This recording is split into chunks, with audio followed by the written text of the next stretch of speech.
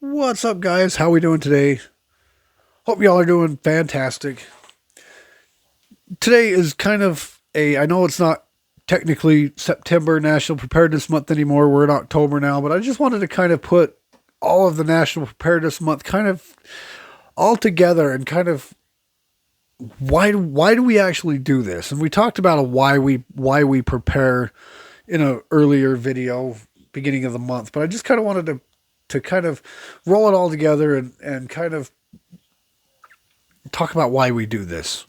And anyway, that's what we're going to do. Stay tuned. I'll be right back. 1 second.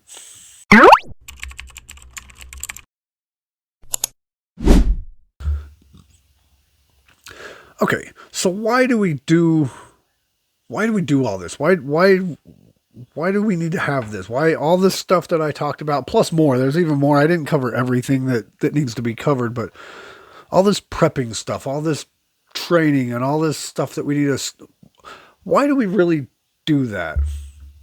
And again, like I said, I covered the why earlier in the month, but this is before some things actually really like started getting serious. Because if you haven't been living under a rock, then you've kind of been seeing a lot of what's been going on. These school shootings, that girl on the bus that got, or on the train that got stabbed in the neck, the Charlie Kirk assassination, all these, like I said, all these school shootings, there was a bomb and, another thing in Utah, the Kirk assassination. And then another one a couple days later, two people got arrested for putting a bomb under a police car.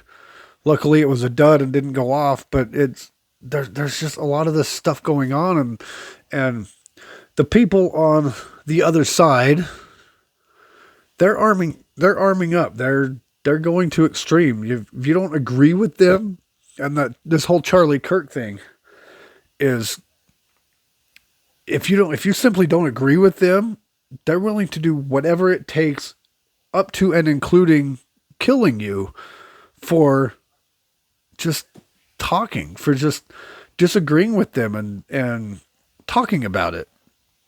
So and all these mass shootings, and a lot of them, not all of them, but there's been a lot that have been trans people, and it's just getting worse and worse and bigger and bigger. And that same day that Charlie Kirk got assassinated, there was a shooting, another school shooting in Colorado. I don't think anybody died in that one, but then a couple days after that, there was one in Pennsylvania. So it's just been escalating and getting bigger and bigger of why we prep, why we do this, why we get training, why it's so important that we carry a gun and protect ourselves and have medical and have food and have all this stuff just in case that happens, because it's looking more and more like it. And the people on the left basically want to exterminate everybody on the right. I mean, and that's how they've said it. They're not hiding it. They're coming right out and saying it, that they just everybody on the right, all the MAGA people, everybody on the right needs to be shot. And there was a lot of people that were celebrating this Charlie Kirk assassination, and they were losing their jobs, but still, that's probably not going to stop them. Just losing their job isn't going to stop them. I mean, maybe, but it's just one thing after another, and it's only going to get worse. And eventually it's going to go hot, and there's going to be there's going to be good people on both sides, good innocent people that are going to end up getting taken out or dying for the cause or whatever. There's going to be good people on both sides. And I'm not, like I said, it's most of it's coming from the left, but not all the people on the left are this way. There's a group of them, and a lot of them are Antifa, because Antifa, this Charlie Kirk shooter, he was basically an Antifa guy, or brainwashed by Antifa, had Antifa motives and stuff like that. But But I don't know. I'm not going to get into that whole thing because there's been so many conspiracies about that. Who he was with, who he was. I'm not going to really discuss a whole lot about that. There's so many unanswered questions that we're probably never going to find out. Just like the attempt on President Trump's on his head that he had, but so many unanswered questions that we're probably never going to get. We're never going to get answers to them. But the thing is, until we really start like legit fighting back, it's not going to stop. And this is why we prepare. This is why we buy our guns. This is why we stockpile our ammo. This is why we go out and get training. This is why we train for medical. We train how to stop blood wounds. Because even at that, with the Charlie Kirk, I keep going back to the Charlie Kirk because it was such a big deal. I mean, you look on YouTube, you watch, that's all you heard. That's everything for at least a week, if not longer. That's everybody just talked about that. And there was no ambulance there to do anything about it. So he was just bleeding out. There was no way to stop him. But with a neck wound, I mean, and I don't know, maybe not if it hit that big artery that goes up through there.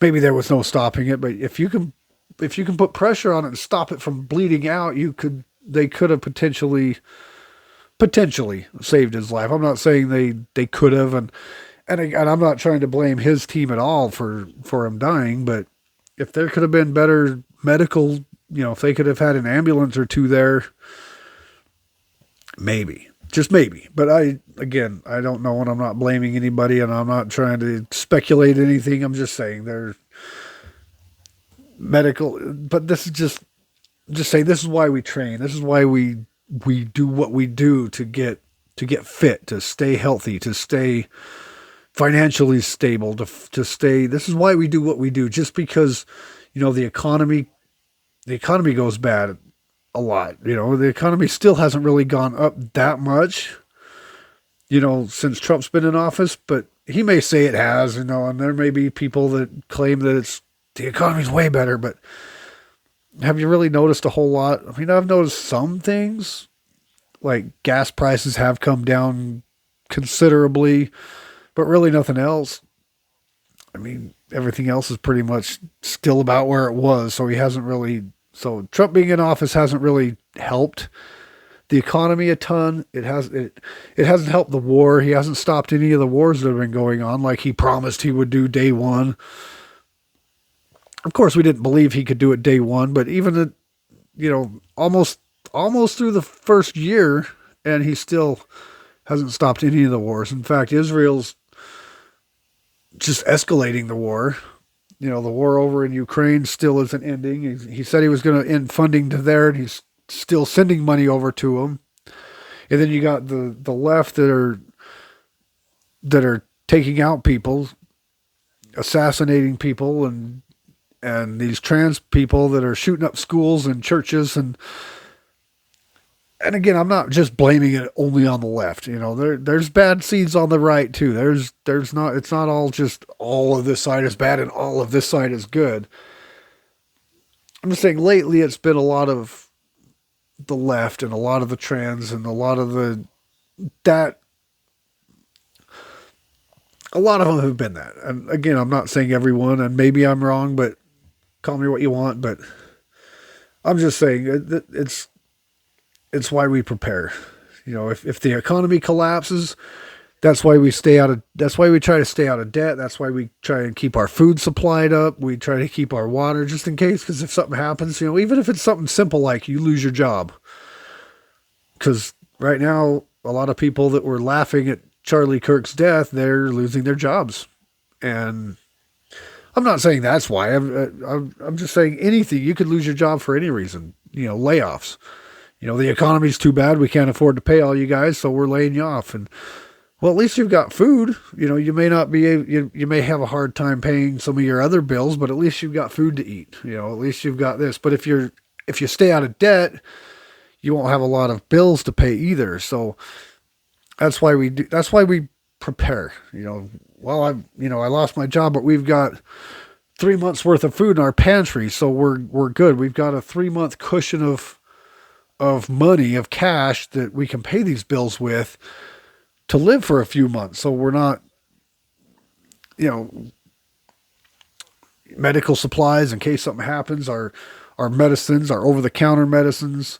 That's why that's for economic collapse. That's why we do that. For obviously for guns and ammo and security.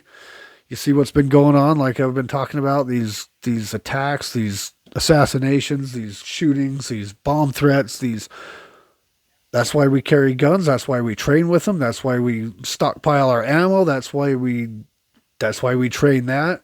You know, we fill our bug out bags, we walk with them, we train with our bug out in case we have to bug out. We're physically fit, that way we can walk with our bag, we can walk 5, 10, 15, 20, 100 miles, however long your bug out location is, if you have to walk there. That's why, this is why we do this. And it's very troubling to see that how close we're coming to, for one, a world war, and for two, a civil war. We could be in both of them at the same time. And I've been kind of talking about that for a long time. We could be in both at the same time.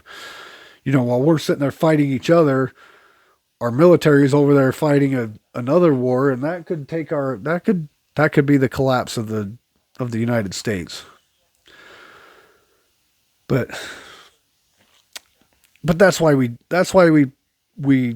prepare. That's why we're preppers. Preppers aren't just, you know, people think, oh, there's just some wacko prepper that think that, you know, we're preppers because we want to protect ourselves and our loved ones from potential chaos. And potential chaos could be anything. Like I said, you could just you could be as simple as losing your job.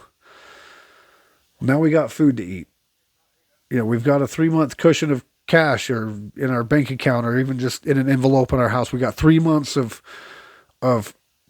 rent money sitting right here that we can pay 3 months worth of rent or mortgage or whatever, our insurance, our car payments.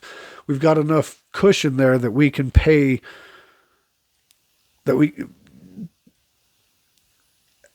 see how it's all kind of coming together, how it's all like, we see it firsthand of why we do this right now. You know, sometimes when it's not so bad, you think, well, this, you know, it won't happen to me. This won't happen. Well, you can see it can happen anywhere. It happened at a small college in Utah. Utah is one of the better states as far as crime. As far as says me, I don't have, like I said, I don't have the stat sheets here in front of me, but Utah's one of the better gun rights states. You know, as far as gun rights, not gun control. They're not as crime. You wouldn't think this would have happened in Utah. That's the thing, but it can. You know, a few months back, though, in Idaho, one of the most gun friendly places out in the country, maybe not but one of up in Idaho, where the firefighters, they went up and they went to put, the guy started a fire so the firefighters can come, and he started shooting at the firefighters. Simple little things. You never know. And this is how it's all kind of coming together on why we do this. So anyway, I just wanted to come on to one last kind of finale video of why we prep, and why we put back what we put back, and why we do certain things, why we can't trust everybody we see, why there's probably not going to be bartering, why we need to think, just kind of why we need to think about all these topics that these preppers talk about. They may not all be on the same page on everything, but there's reasons why they talk about it. You know, they all have good points, but this is the reasons why we talk about it, why we do what we do. But anyway, starting to ramble, tend to do that. Do the YouTube stuff down below if you wouldn't mind. You know, like, subscribe, comment. You know the YouTube drill. There's also links below to support the channel if you feel like it. And anyway, that's the video for today. Appreciate you. Love you. Stay safe. Stay armed. Stay protected. Keep your situational awareness. And always protect yourself and your family. Appreciate you. Love you. See you in the next one.